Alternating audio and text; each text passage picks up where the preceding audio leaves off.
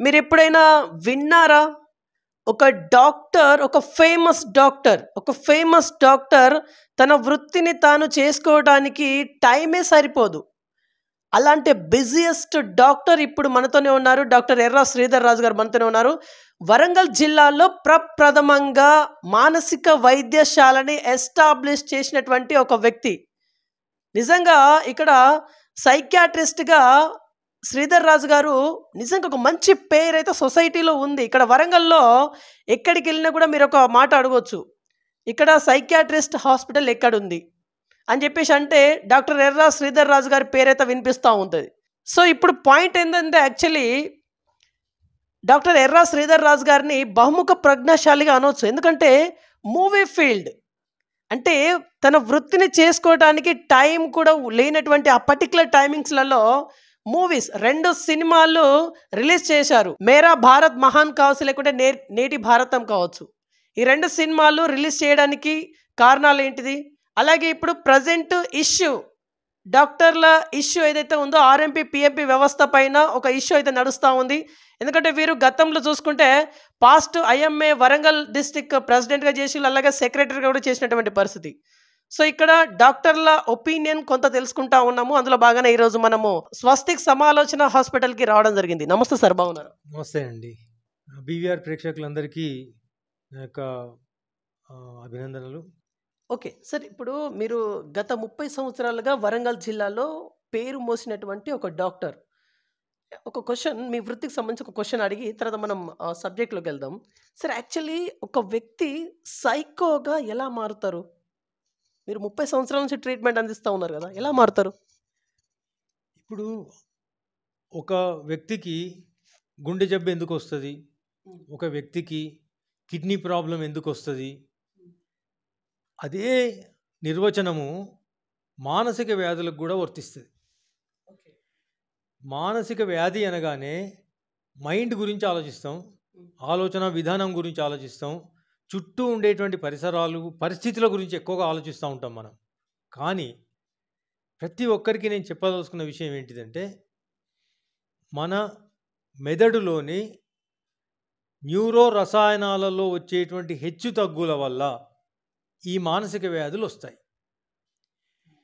ఈ న్యూరో రసాయనాలలో మార్పులు మన బ్లడ్ కెమిస్ట్రీ లోపట కానీ, మన హార్మోన్లలో లోపాల వల్ల కానీ, ఉదాహరణకు థైరాయిడ్ లేదా ఏదైనా ఆస్తమా లాంటి ఏదైనా జబ్బు వచ్చినప్పుడు మనము స్టిరాయిడ్స్ అవి వాడడం వల్ల కానీ, లేదా ఈ వ్యసనాల వల్ల ఆల్కహాలిజము, కెనాబిస్ గంజాయి వల్ల, ఇటువంటి వాటి వల్ల మన శరీరంలో ఉండేటువంటి రసాయనిక ప్రక్రియలన్నీ మార్పులు చెంది, ఆ మార్పులు మెదడులో ఉన్నటువంటి న్యూరో రసాయనాల మీద చర్యలు జరిగినప్పుడు ఒక మనిషి ప్రవర్తన లోపట, ఆలోచన లోపట వచ్చే మార్పునే మనం ఒక వ్యాధిగా గుర్తిస్తాం.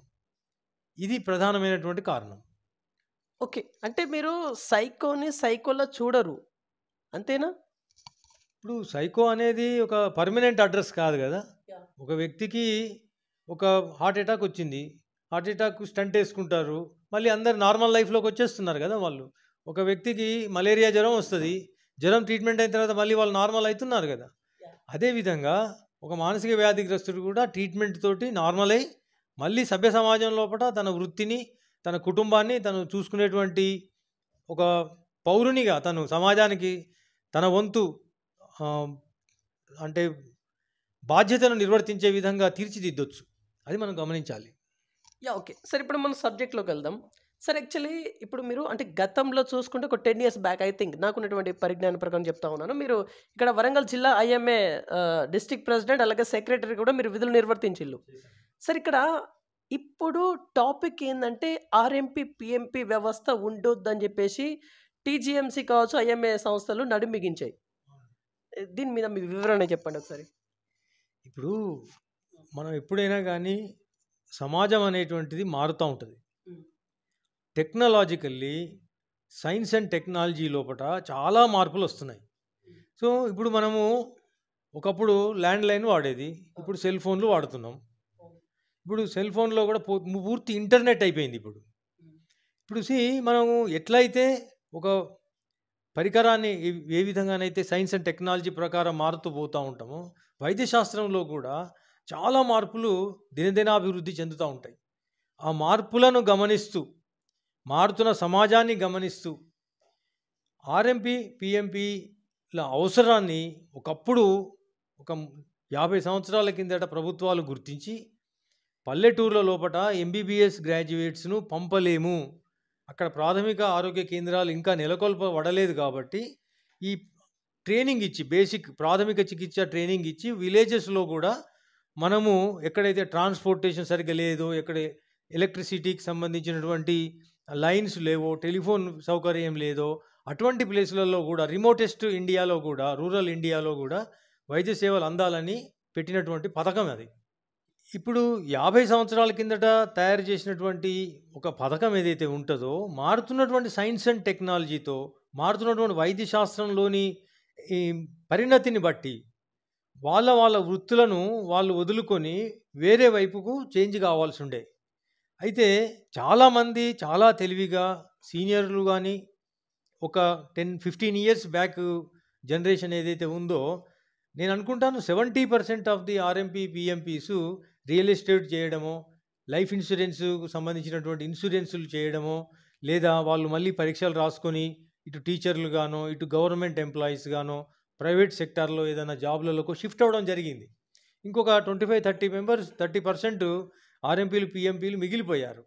అయితే వాళ్ళు కూడా వాళ్ళ బాధ్యతలకు ఇవ్వబడ్డ ప్రాథమిక వైద్యానికి, ప్రాథమిక చికిత్సకు, ఫస్ట్ ఎయిడ్కే వాళ్ళు రెస్ట్రిక్ట్ అయి ఉన్నట్టయితే ఎటువంటి ప్రాబ్లం వచ్చేది కాదు.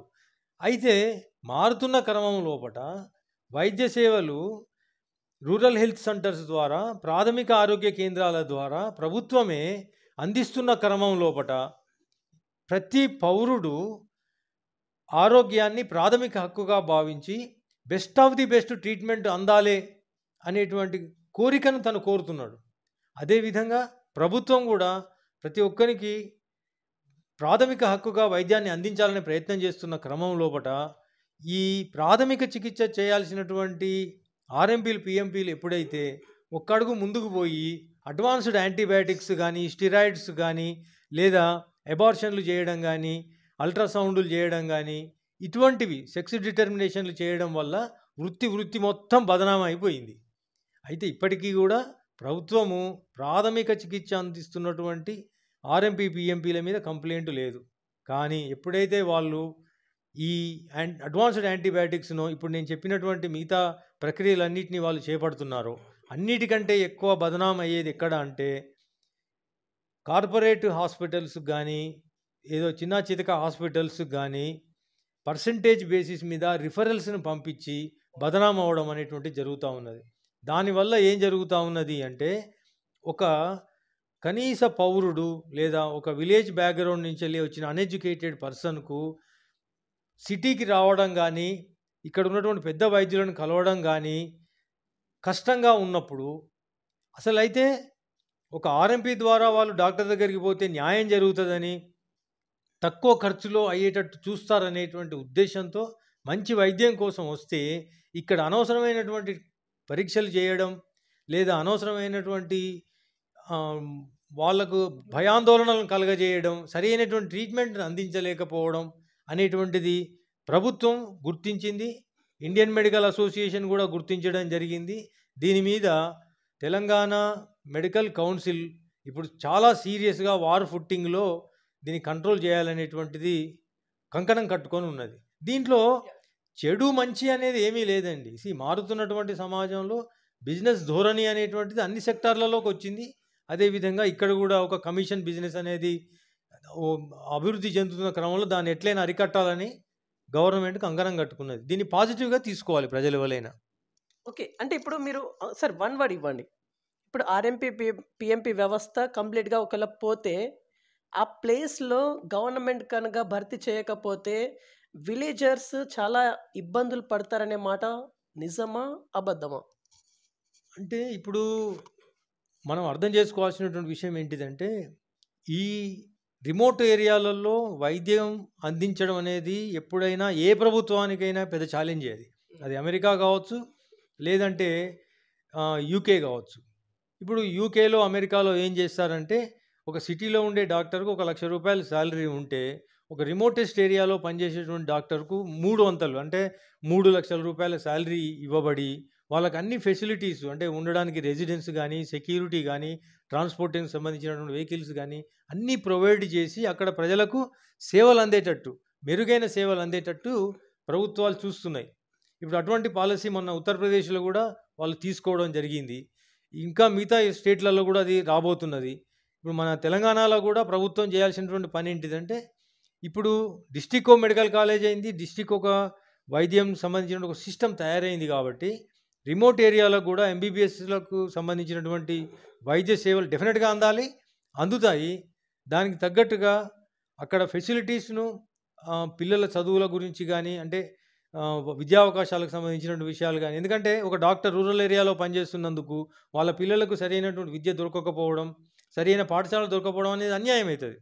సో అటువంటి వాటికి తగ్గట్టుగా రెమ్యునరేషన్‌ను పెంచి వాళ్ళకు ప్రోత్సహిస్తే గనక, అంటే ఎప్పుడైనా గానీ గవర్నమెంట్లు ప్రోత్సహిస్తున్నాయి.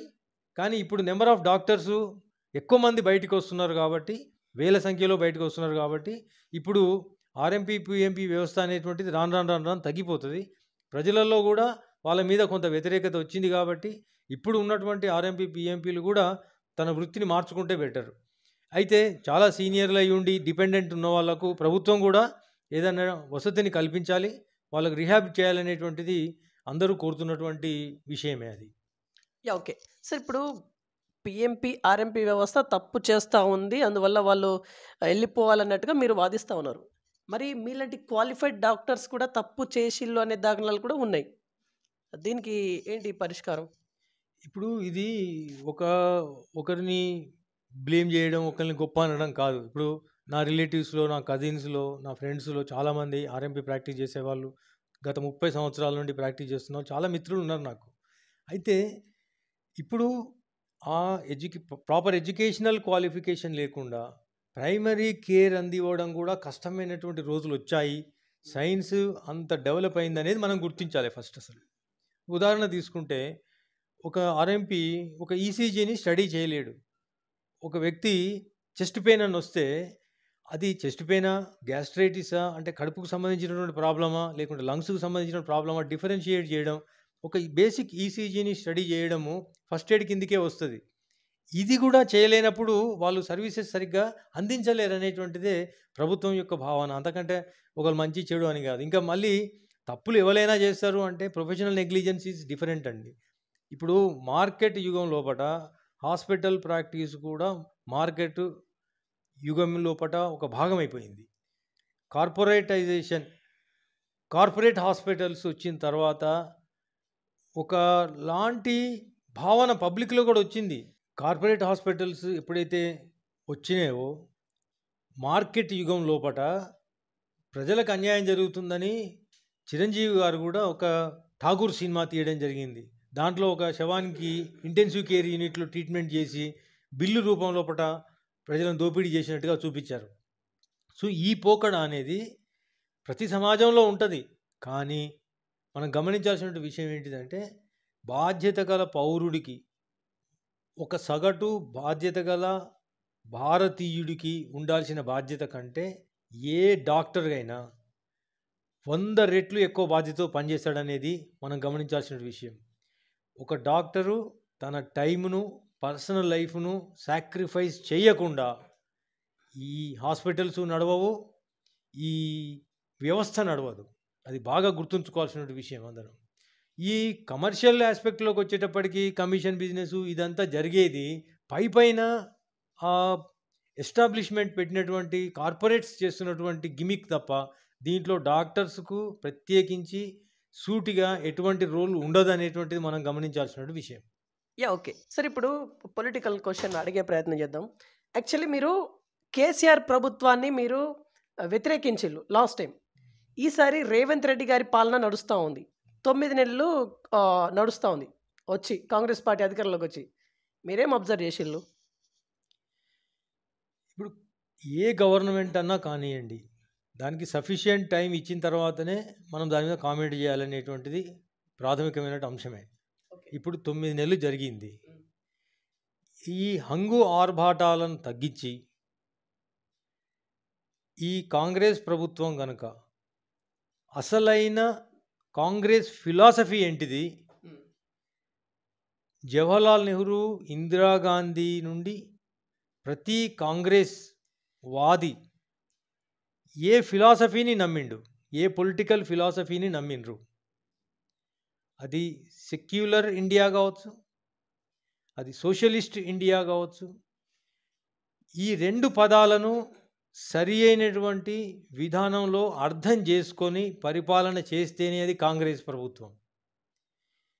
ఎన్ని కులాల పేరు మీద, మతాల పేరు మీద, ఇంకేదో విభజన పేరు మీద ఎవరు రాజకీయం చేసినా అది అసమర్థ పాలన కిందికే వస్తుంది.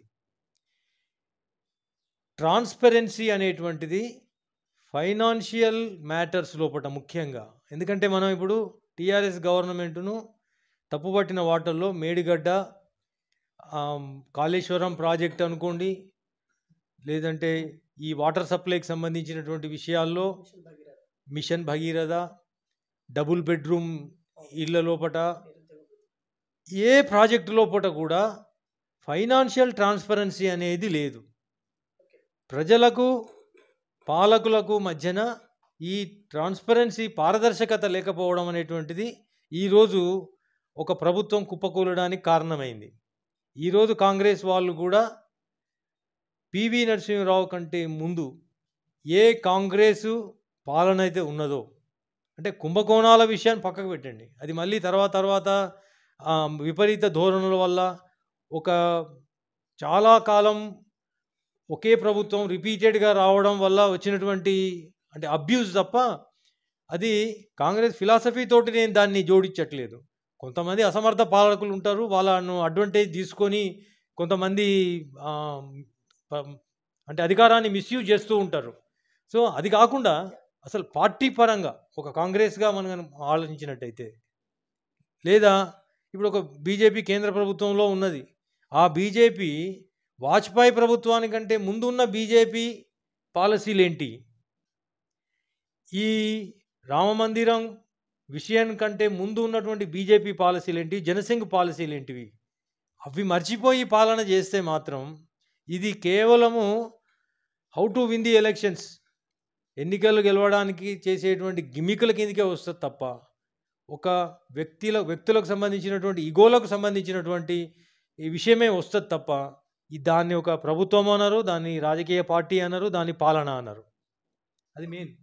ఓకే ఓకే సార్, ఇప్పుడు రేవంత్ రెడ్డి గారి పాలన అవుట్ ఆఫ్ 100 మీరు ఎన్ని ఇస్తారు సార్? అవుట్ ఆఫ్ 100 మీరు ఎన్ని ఇస్తారు? ఒక్క మాటలో చెప్పండి. నిజంగా పరీక్ష రాసి ఉంటే కనుక నేను విత్హెల్డ్లో పెడతాను తనను, ఎందుకంటే ఇంకా మాటలు రూపం చెందలేదు వీటిని, అవి ఇంకా ఇప్పుడు గ్రాస్ రూట్ లెవెల్కి అవి ఇంకా రీచ్ కాలేదు. ఏవో ఇప్పుడు తాయిలాలు తప్ప, అంటే ఇది బస్సులో మహిళలకు ఫ్రీ టికెట్ కావచ్చు, లేదంటే రైతులకు రుణమాఫీ, ఇటువంటివి జరిగాయి, కానీ ఇవి కన్స్ట్రక్టివ్ కాదు. ఇంకా ఇప్పుడు సంక్షేమ పథకాలు వేరు, నిర్మాణాత్మకంగా జరగాల్సినటువంటి పథకాలు వేరు. అభివృద్ధి పథకాలు ఏవి? అభివృద్ధి పథకాల లోపట ఇప్పుడు అమెరికా ట్రిప్ వెళ్ళారు, సింగపూర్ వెళ్ళారు, ఎక్కడో ఏదో పాలసీలు తీసుకొని వస్తున్నారు, వరంగల్ కూడా టెక్స్టైల్ పార్క్ తీసుకొని వస్తున్నారు, మంచి ప్రయత్నమే ఇది. కానీ నిర్మాణాత్మకంగా ముఖ్యంగా నేను చెప్పాలంటే వ్యవసాయానికి ఎప్పుడైనా కానీ కాంగ్రెస్ పార్టీ ప్రధానమైనటువంటి భూమికనిచ్చింది. ఇప్పుడు రేవంత్ రెడ్డి గారి ప్రభుత్వం లోపల కనుక ఫస్ట్ వాళ్ళు చేయాల్సినటువంటి ప్రధానమైనటువంటి వర్క్ ఏంటిదంటే వ్యవసాయ భూమిని కమర్షియల్ ల్యాండ్గా లేదా రెసిడెన్షియల్ ల్యాండ్గా కన్వర్షన్ ఆపాలి, వ్యవసాయాన్ని కాపాడాలి, అడవులను కాపాడాలి, ఎక్కడ ఖనిజాలకు సంబంధించినటువంటి మైనింగ్ ఎక్కడ జరిగినా ఎట్లా జరిగినా ట్రాన్స్పరెన్సీ ఉండాలి. అది ఇటు ఫారెస్ట్ని కానీ ఇటు వ్యవసాయ భూమిని కానీ నీటి వనరులను కానీ పాడు చేయకుండా బ్యాలెన్స్డ్గా ఏ విధంగా నిర్ణయాలు తీసుకుంటారు అనేటువంటిదే ఇవాళ ఒక మంచి అవకాశం. రేవంత్ రెడ్డి గారికి ఒక మంచి అవకాశం ఇది. కాంగ్రెస్ ప్రభుత్వానికి ఇది ప్రపంచం మెచ్చే విధంగా దాని మీద వర్క్ చేయాలి. ఇప్పుడు ఏ పాలసీ అన్నా కానివ్వండి, ఇప్పుడు ఒక తెలంగాణ మెడికల్ కౌన్సిల్ ఆర్ఎంపీ పిఎంపీల వ్యవస్థను కట్టుదిట్టం చేయాలని ప్రయత్నం చేస్తున్నది. దీని మీద ఒక అసలు పరిశీలనకు సంబంధించినటువంటి ఒక కమిటీ వేయబడ్డదా? ఆ కమిటీ తీసుకున్నటువంటి నిర్ణయాలు ఏంటిది, మార్గదర్శకాలు ఏంటిది, దీన్ని పుట్టుపూర్వోత్తరాలు ఏంటి, ఇది ఎటు దారి తీస్తుంది, దీన్ని ఎట్లా కంట్రోల్, అసలు ఏ వ్యవస్థ లేదు, ఎక్కడ ఒక రైటప్ లేదు, దీని మీద ఒక స్టడీ లేదు, ఒక పరిశోధనాత్మకమైనటువంటి వ్యాసం లేకుండా బ్లైండ్గా ఒక పోలీసింగ్ జరుగుతూ ఉన్నది. ఇది కరెక్ట్ పద్ధతి కాదు. అంటే నేను అన్నం ఉడికిందా లేదా అంటే ఒక మెతుకు చూడడానికి ఆ విధంగా ఒక ఉదాహరణగా నేను ఇప్పుడు ఆర్ఎంపీ పిఎంపీ వ్యవస్థ మీద జరుగుతున్నటువంటి దాడిని నేను మీకు చెప్పడం జరుగుతూ ఉన్నది. ఏ విషయమైనా కానీ ఇప్పుడు ఎడ్యుకేషన్ విషయంలోనే ఇప్పుడు వచ్చి 9 నెలలు అవుతున్నది, ఇంతవరకు పాలసీలో ఇంకా స్పష్టత లేదు. రిక్రూట్మెంట్ అన్నారు, యూనివర్సిటీ వైస్ ఛాన్సలర్లది ఇన్ఛార్జీలే ఉన్నారు, ఇంకా దానికి రెగ్యులర్ ఎప్పుడవుతుంది, అసిస్టెంట్ ప్రొఫెసర్లు ఎంతమంది పెడుతున్నారు, విద్యా వ్యవస్థ మీద సమీక్ష లేదు, ఓ కమిటీ లేదు, దాని మీద ఇంకా స్టడీ లేదు, పరిశోధనాత్మకంగా లేకుండా అశాస్త్రీయమైన దృక్పథాలతో ఏదో నలుగురిని మెప్పు పొందుదామని హల్చల్ చేసినట్టుగా ఉన్నది తప్ప ఇంకా ఒక పరిపాలన అనేటువంటిది, అడ్మినిస్ట్రేషన్ అనేటువంటిది ఒక విధానంలో ఇంకా రాలేదనే నేను అనుకుంటున్నాను. ఓకే సార్, తెలంగాణ మలిదశ ఉద్యమంలో మీ పాత్ర అమాంతంగా సాగింది. ఇక్కడి Warangal MGM to Secunderabad MGM వరకు అంటే గాంధీ టు గాంధీ వరకు మీ పాదయాత్ర నడిచింది. ఓకే సార్, ఇప్పుడు టీఆర్ఎస్ గవర్నమెంట్ ఉద్యమకారులను పట్టించుకోలేదని చెప్పేసి మీరు గతంలో నాకు చెప్పారు. ఈ కాంగ్రెస్ హయాంలో ఇప్పుడు ఉద్యమకారులను పట్టించుకుంటామని చెప్పేసి అన్నారు. మరి ఏం చెప్తారు యాజ్ ఏ ఉద్యమకారుడిగా? ఇప్పుడు కొన్ని పనులు హెఫజార్డ్గా జరుగుతున్నాయి అనేటువంటి దానికి ఇది కూడా ఒక ఉదాహరణనే. ఎందుకంటే ఏ లోకల్ ఎమ్మెల్యే వాళ్ళకి పరిచయం ఉన్నోళ్ళు వాళ్ళ చుట్టాలను పిలుచుకొని కొన్ని ఏదో ఇవ్వడం జరిగింది, అప్రిషియేషన్ లెటర్స్, ఏదో అవార్డ్స్ ఏదో ఇవ్వడం జరిగింది. ఇదంతా ఇట్లుండొద్దండి, ఇది ఒక సిస్టమ్. అర్జెంటుగా ఇవాళే కావాలి, రేపే కావాలని కకుర్తి దేనికి? ఇప్పుడు ఏమైనా పార్లమెంట్ ఎలక్షన్లు, దాని తర్వాత మళ్ళీ ఇప్పుడు లోకల్ ఎలక్షన్స్, ఈ లొల్లే ఎక్కున్నది. కానీ ఎలక్షనీరింగ్ కోసం పాకులాడేటువంటి, పదవుల కోసం పాకులాడేటువంటి నాయకుల్లాగానే కనబడుతున్నారు తప్ప ప్రజల కోసం సేవ చేసేటువంటి ఒక సేవకుల్లాగా ఈ నాయకులు కనబడట్లేదు. అది చాలా బాధాకరమైనటువంటి విషయం. ఇప్పుడు ఇప్పటి నాయకులు అయితే ఈ నాయకులు వాళ్ళ క్యారెక్టర్ అసాసినేషన్ చేయట్లేదు. నేను మంచి వాళ్ళ చెడ్డ వాళ్ళ అనట్లేదు, వాళ్ళకు ఒక నాయకత్వం అనేటువంటిది మిస్ అవుతుంది ఇక్కడ. ఈ నాయకత్వం ఏం చేయాలంటే ప్రతి దాన్ని ఒక మేధావుల కమిటీ వేసి దాన్ని స్టడీ చేసి దానికి కావాల్సినటువంటి ఒక ప్రోటోకాల్ను మనం నిర్వచించుకోవాలి. అది జరగట్లేదు అసలు. ఇప్పుడు బాధాకరమైన విషయం ఏంటిదంటే భారతదేశంలో ఉన్న అన్ని యూనివర్సిటీలలో ర్యాంకింగ్ చేస్తే అసలు తెలంగాణలో ఉన్నటువంటి యూనివర్సిటీస్కు అసలు ర్యాంకులే లేవు. అవి అంత భ్రష్టు పట్టిపోయి ఉన్నది. ఇక్కడ ఎడ్యుకేషన్ సిస్టమ్ అంత ఒకప్పుడు కాకతీయ యూనివర్సిటీ అంటే, ఉస్మానియా యూనివర్సిటీ అంటే ప్రపంచంలో మారుమోగినటువంటి సందర్భం ఉన్నది. కానీ ఇప్పుడు ఏం జరుగుతూ ఉన్నది, ఎందుకు వెనుకబడిపోయి ఉన్నది, ఇక్కడ స్టూడెంట్స్ లోపల ఓ రీసెర్చ్ మోటివేషన్ ఎందుకు రావట్లేదు? ప్రతి విషయం, అది ఈ విద్య, ఆరోగ్యం, ఈ సోషల్ సిస్టమ్ మీద జరిగేటువంటి విషయాలు కానీ దేని మీదనైనా. ఇప్పుడు మీరు అడిగారు కాబట్టి చెప్తున్న, రేవంత్ రెడ్డి ప్రభుత్వం గురించి చిన్న కామెంట్ చేయమంటే నేను అడుగుతాను. మల్లారెడ్డి గారి యూనివర్సిటీ మీద అప్పుడు దాడి అయింది, అవి ఆక్యుపైడ్ అనేది. ఆ రోజు నుంచి ఈ రోజు వరకు మళ్ళీ న్యూస్ లేదండి. మీరు ఏ న్యూస్ ఛానల్ అన్నా చూడండి, ఏ యూట్యూబ్లో అన్నా చూడండి, ఎక్కడ లేదు. అంటే ఆ ఎంక్వైరీ ఎంతవరకు వచ్చింది, అది ఎందుకు సద్దుమణిగింది? ఇప్పుడు కాళేశ్వరం ప్రాజెక్టు మీద ఎంక్వైరీ చేస్తాం. ఇది బెదిరింపులకు సంబంధించినటువంటి రాజకీయమా, లేకుంటే పాలసీల మీద సంబంధించినటువంటిది? ఇది వ్యక్తిగతంగా ఒక నాయకుడు ఇంకో నాయకుడు అండర్స్టాండింగ్ కోసం కొట్టుకున్నట్టు చేసి, బెదిరింపులకు పాలు చేసి, నువ్వు జైలు వేస్తాం, నిన్ను ఇది చేస్తాం, అది చేస్తాం అని చెప్పి, బ్యాక్గ్రౌండ్లో ఏదైనా లాలూచి జరుగుతుందా అనేటువంటి అనుమానము ఏ సగటు మనిషికైనా వస్తుందనేది గమనించాల్సినటువంటి విషయం ఇది. ఎందుకంటే మీరు ఇయ్యాల కాదు రేపు మొత్తం బిల్డింగులు కూలగొడతాం, ఇక్కడ యూనివర్సిటీ నామరూపాలు లేకుండా చేస్తాం, రికగ్నిషన్ పోతుంది అన్నారు. మళ్ళీ అంత శరామామూలుగానే నడుస్తూ ఉన్నది. మరి ఎందుకు అవన్నీ చట్టబద్ధత ఏ విధంగా అయినాయి? దాంట్లో ట్రాన్స్పరెన్సీ ఎంత ఉన్నది? మళ్ళీ మీడియా గోడలు కూలగొట్టినప్పుడు చెప్పిండ్రు. కానీ గోడలు కూలిన తర్వాత మళ్ళీ రీకన్‌స్ట్రక్ట్ అయినంక మళ్ళీ అక్కడ కాలేజీ నడుస్తున్న క్రమం లోపట దాన్ని ఎందుకు కవర్ చేయట్లేదు? ఇది సొసైటీలో ఉన్నటువంటి బాధాకరమైనటువంటి విషయం. ఇదంతా కూడా చాలా నింపాదిగా, ఓపికగా కాంగ్రెస్ ప్రభుత్వము స్ట్రీమ్‌లైన్ చేస్తదని ఒక చీఫ్ మినిస్టర్‌గా, ముఖ్యమంత్రిగా ఒక మాట ఒక నాయకుడు మాట్లాడిండు అంటే అది 100 సంవత్సరాలైనా దానికి ఆన్సరబుల్‌గా తను ఉండాలనేటువంటి పరిజ్ఞానము, జిజ్ఞాస తనకుంటే గనక తను మంచి లీడర్ అయితాడండి. ఓకే. సార్ ఇప్పుడు మీరు అంటే మీ ఫీల్డ్ వచ్చేసి డాక్టర్ చాలా బిజియెస్ట్‌గా ఉంటారు మీరు. నిజంగా మీ అపాయింట్‌మెంట్ తీసుకోవడం అనేది చాలా అసాధ్యం అనేది నేను బయట విన్నా. సో, ఇంత బిజియెస్ట్ డేస్‌లలో చాలా బిజియెస్ట్ పర్సన్ కదా మీరు. అయినా 2 సినిమాలు ఎలా తీశారు మీరు? 'మేరా భారత్ మహాన్' కావచ్చు, 'నేటి భారతం' కావచ్చు, 2 సినిమాలు తీయడము, రిలీజ్ చేయడము ఎలా సాధ్యమైంది మీకు? అంటే యూజువల్‌గా లో బడ్జెట్‌లో ఒక సినిమా తీయాలంటే మినిమమ్ 2 ఇయర్స్ టైం పడతదండి. ఎందుకంటే దానికి ప్రీ ప్రొడక్షన్ వర్క్ ఉంటది, ప్రొడక్షన్ వర్క్ ఉంటది, పోస్ట్ ప్రొడక్షన్ ఉంటది, రిలీజ్ ఉంటది. సో, మనం ఒక 2017లో నేను అనుకున్న తర్వాత 2018లో స్టోరీని తీసుకొని నేను 'మేరా భారత్ మహాన్' తీయడం జరిగింది. అది 'మేరా భారత్ మహాన్' గానీ, 'నేటి భారతం' గానీ పాలసీ మేకింగ్ లోపట చర్చ. ఇప్పుడు 'మేరా భారత్ మహాన్‌లో' 2019లో రిలీజ్ అయింది. ఇప్పుడు యూట్యూబ్‌లో అవైలబుల్ ఉంది. దాంట్లో విద్యా, ఆరోగ్యం మీద ప్రాథమికంగా నిర్ణయాలు తీసుకోవడంలో ప్రభుత్వాలు ఏం తప్పులు చేస్తున్నాయి? దాంట్లో చిన్న చిన్న వేరే విషయాలు అంటే ఇప్పుడు కాల్ మనీ సంబంధించినటువంటి విషయం గానీ, వ్యవసాయదారుల ఆత్మహత్యల మీద కూడా కామెంట్ చేయడం జరిగింది. కానీ ప్రధానంగా విద్యా, ఆరోగ్యాన్ని తీసుకోవడం జరిగింది. అదేవిధంగా 'నేటి భారతం' లోపట అమరావతి రాజధాని నిర్ధారణ అనుకున్న తర్వాత కేంద్ర ప్రభుత్వం కూడా దాన్ని ఆమోదించిన తర్వాత అసెంబ్లీలో దానికి ఆమోదన ముద్ర పడ్డ తర్వాత ఎలక్షన్లో వచ్చి ప్రభుత్వం మారితే అది అమరావతి రాజధానిగా కాకుండా 3 రాజధానులు అనేటువంటి చర్చ వచ్చినప్పుడు ప్రజల కన్ఫ్యూజన్లు అయిపోయినారు. అయితే దీన్ని ఏమంటామంటే మనం పాలసీ మేకింగ్ అంటాం. ఒక ప్రభుత్వం ఒక పాలసీని తయారు చేసినప్పుడు దాన్ని మొత్తం రాష్ట్రం దాంతో ఇన్ఫ్లుయెన్స్ అవుతుంది.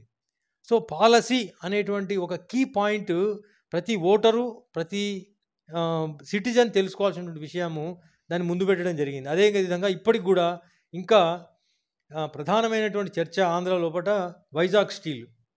వైజాగ్ స్టీల్ ప్రైవేటీకరణ గురించి ఎంతమంది అపోజ్ చేస్తూ ఉన్నారు. ఎందుకంటే అప్పుడు పొట్టి శ్రీరాములు లాంటి గొప్ప నాయకులు, అమరజీవి పొట్టి శ్రీరాములు ఇన్స్పిరేషన్ తీసుకొని అమృతరావు గారని విశాఖ ఉక్కు ఆంధ్రుల హక్కు అని నినాదంతో ఆమరణ నిరాహార దీక్ష చనిపోవడం జరిగింది. అప్పుడు మొత్తం ఆంధ్రదేశం అంతా అంటే అప్పుడు తెలంగాణ, ఆంధ్ర, మద్రాసు రాష్ట్రం వరకు కూడా అందరు దీని మీద ఫైట్ చేసినప్పుడు వరంగల్లో కూడా పోలీస్ కాల్పులు జరగడం జరిగింది ప్రదర్శనకారుల మీద. సో ఇంత పెద్ద ఉద్యమం తర్వాత నిర్మించబడ్డటువంటి ఏషియాలోనే బిగ్గెస్ట్ పోర్ట్ ఉన్నటువంటి ఉక్కు కర్మాగారాన్ని పబ్లిక్ సెక్టార్ యూనిట్ నుండి ప్రైవేట్ సెక్టార్ యూనిట్కి చేయడానికి గల కారణాలేంటి, దాన్ని కాకుండా ఉండాలని ప్రజలు ఏ విధంగా ఉద్యమిస్తూ ఉన్నారు, దీని వెనకాల ఉన్నటువంటి పాలసీ ఏంటిది, దాని ఫిలాసఫీ ఏంటిది అనేది ఈ సినిమాలో చూపించడం జరిగింది. అంటే ఇది చైతన్యం కోసం ఒక డాక్టర్గా ఇటు పేషెంట్లకు ట్రీట్మెంట్ ఇవ్వడమే కాకుండా ఒక మానసిక వైద్యునిగా పని చేయడమే కాకుండా సమాజానికి కావాల్సినటువంటి కొంత ఇన్ఫర్మేషన్ను ఒక స్ట్రాంగ్ మీడియా, సినిమా మీడియా ద్వారా ఇవ్వాలనేటువంటి ప్రయత్నమే నేను ఈ సినిమాలలో పోవడం గమనించాల్సినటువంటి విషయం. నెక్స్ట్ 'నేటి భారతం'. సో 'నేటి భారతంలో' ఇప్పుడు ఏమైందంటే మనం పొలిటికల్ కామెంట్ ఎప్పుడు చేసినా కానీ పాలసీల మీద మనం ఎప్పుడు విమర్శనాత్మకంగా మాట్లాడినప్పుడు కూడా ఎటువంటి ప్రాబ్లం వస్తుందంటే సెన్సార్ ప్రాబ్లం వస్తుంది. ఇప్పుడు నేను తీసినటువంటి సినిమా విశాఖ ఉక్కు ప్రైవేటీకరణకు వ్యతిరేకంగా నేను మాట్లాడడం జరిగింది కాబట్టి దానికి అక్కడ సెన్సార్ రాలేదు.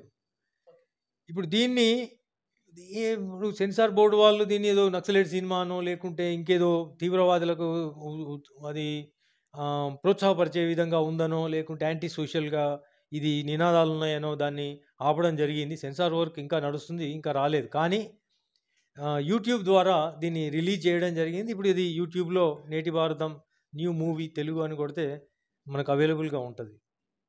ఓకే సార్, ఇప్పుడు ఈ ఇంటర్వ్యూ ద్వారా మీరు ప్రజలకు ఇచ్చే మెసేజ్ ఏంటిది? ప్రజలకు ముఖ్యంగా నేను చెప్పదలుచుకున్న విషయం ఏంటిదంటే, మానసిక వ్యాధి, బీపీ, షుగర్, కిడ్నీ వ్యాధులు, గుండె జబ్బుల్లాగా ఇది కూడా ఒక వ్యాధి. దీనికి ట్రీట్మెంట్ ఉంది. అంటే ట్రీటబుల్ డిజార్డర్ అని మనం గమనించాలి. సరి అయిన వైద్యం తీసుకుంటే తొందరగా ఇది ఆల్వేస్ అన్ని వ్యాధులకు సంబంధించినట్టు మారుగానే మానసిక వ్యాధులకు కూడా prevention is better than cure. ఎప్పుడైనా రోగం రాకముందు దాన్ని విశ్లేషణ చేయించుకొని పరిష్కారం చూసుకుంటే మంచిది. కానీ రోగం ఎస్టాబ్లిష్ అయిన తర్వాత, వ్యాధి ముదిరిన తర్వాత ఖర్చు పెరుగుతుంది, వర్కింగ్ డేస్ పోతాయి, మనం బిజినెస్ అన్ని విధాలుగా లాస్ కావాల్సి వస్తుంది. ఉద్యోగం పోతుంది, బిజినెస్ లాస్ అవుతుంది, కుటుంబం అంతా విచ్ఛిన్నం అవుతుంది. సో అంత దాకా కాకుండా prevention is better than cure. రెండో విషయానికి మనం వచ్చినప్పుడు ఆర్ఎంపీ, పిఎంపీ మిత్రులకు నేను చెప్పదలుచుకున్నది ఏంటిదంటే, మారుతున్నటువంటి కాలంతో పాటు ఇప్పుడు నేను ఎట్లయితే ఇంకా నేను టెలిఫోనే వాడతాను, నేను హలో హలో అని రింగిస్తానంటే ఏ విధంగా మనం ఒప్పుకోమో, టెక్నాలజీ మారిన తర్వాత సెల్ ఫోన్కు మారినాం, ఇంటర్నెట్కు మారినాం, వైర్లెస్కు మారినాం. అదేవిధంగా వైద్యంలో కూడా ఎంఆర్ఐలు వచ్చినాయి, ఫంక్షనల్ ఎంఆర్ఐలు వచ్చినాయి, పెద్ద పెద్ద ఇప్పుడు రోబోటిక్ సర్జరీస్ జరుగుతూ ఉన్నాయి. ప్రైమరీ కేర్ కూడా చాలా క్రిస్టల్ క్లియర్గా ఎమర్జెన్సీ మెడిసిన్ ఎవాల్వ్ అయింది. కాబట్టి ప్రాథమిక చికిత్స వరకే రెస్ట్రిక్ట్ అయి ఉండి, లేదా ప్రభుత్వాన్ని కోరుకొని ఆర్ఎంపీ, పిఎంపీ లీడర్లు ఏదైనా విషయాలలో రీహాబ్ తీసుకొని రెగ్యులర్గా, అంటే ఇక్కడికి ఇంకా ఈ సిస్టమ్ అనేటువంటిది మాడిఫై చెందాల్సిందే, ఇక్కడికి ఆగాల్సిందే. ఇంకా దీనికి ముందు లైఫ్ లేదనేది మనం గమనించాల్సినటువంటి విషయం. ఇక నా సినిమా ప్రస్థానానికి వచ్చినప్పుడు నాకు ఒక పౌరునిగా బాధ్యత ఉన్నది. కాబట్టి ఒక మంచి పాలసీ మేకింగ్ మీద ప్రజలకు అవగాహన కలగాలంటే ఉద్దేశంతో సినిమాలు తీయడం జరిగింది. ఇప్పుడు నెక్స్ట్ రాబోయే సినిమా, ఎందుకంటే ఇప్పుడు యూత్ లోపల ఆత్మహత్యలు బాగా జరుగుతున్నాయి. కాబట్టి ఆత్మలకు సంబంధించి ఇటు మానసిక శాస్త్రము, అటు కొంత ఫిలాసఫీ ఏ విధంగా దాన్ని విశ్లేషిస్తాయి అనేటువంటి దాని మీద మూడవ ఒక సాంఘికమైనటువంటి సినిమా తీయడం జరుగుతూ ఉన్నది. సో ఈ పొలిటికల్గా ప్రజలందరూ కోరుకునేది ఒక మంచి పరిపాలన. ఈ బిజినెస్ పాలన నుంచి డబ్బులు, డాంభికాలు, పవర్ అనేటువంటి పదాలను వదిలేసి మంచి నాయకులుగా, 4 రోజులు గుర్తుండిపోయేటువంటి నాయకులుగా, ఆదర్శవంతమైన నాయకులుగా, మంచికి విలువనిచ్చేది. అంటే ఏ సమాజంలోనైతే ఒక టీచర్కు విలువ లేదో, ఒక డాక్టర్కు విలువ లేదో, ఒక వ్యవసాయ రైతుకు విలువ లేదో ఆ సమాజము మనుగడ ఉండదు. అదేవిధంగా ప్రజలు కూడా కోరుకునేది ఏంటంటే ఒక మంచి నాయకుడిని కోరుకుంటారు. నాయకుడు చాలా హుందాగా, చాలా సింపుల్గా, స్వీట్గా ఉండాలి తప్ప డాంబికంగా హెలికాప్టర్ తప్ప దిగను, నేను 5 స్టార్ 7 స్టార్ తప్ప దిగను అనేటువంటి నాయకులు ప్రజలు కోరుకోరండి. మారుతారని మేము కోరుకుంటున్నాం, ఆశిస్తున్నాం. రైట్. సో ఇది ఇవాళ ఇన్ఫర్మేషన్. చూసిన నేను BVR TV news. Until then bye, take care.